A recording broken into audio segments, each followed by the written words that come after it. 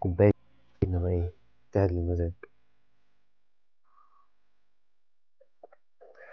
كل واحد بقى في حياته بتلاقي حاجة تمزجه، حاجة تروق عليه. فبصراحة فكرة إن أنا أكسب 4-0 الشوط التاني بعمل الأداء ده ويكون قدامي الإسماعيلي، يا لهوي. اللي هو خلاص بقى أنا بتكلم كورة، أنا مش عايز أعمل أي حاجة. أنا كل يوم أتفرج على الماتش ده تاني، أشوف الكام جون دول تاني. فاهم؟ والأرض دي أنت لو كنت بتلعب على أرض أحسن من كده كان زمانك مدي الإسماعيلي 7 ولا حاجة، اللي إحنا كنا بنشوفه ده.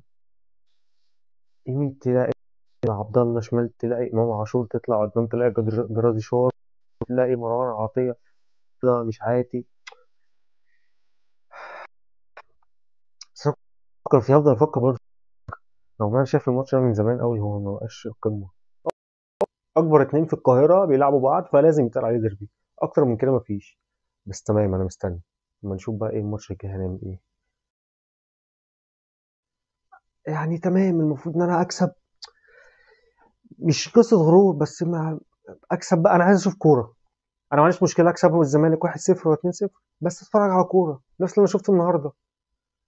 إيه فرق عن الزمالك؟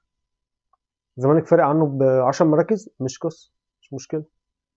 انا بس مشكلتي مع الاسماعيلي ان هو كل سنه يفضل نفس القصه، يفضل في تحت تحت تحت.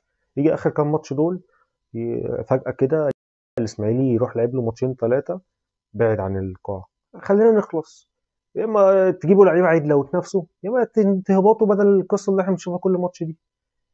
بس في النهايه انا متكيف بصراحه.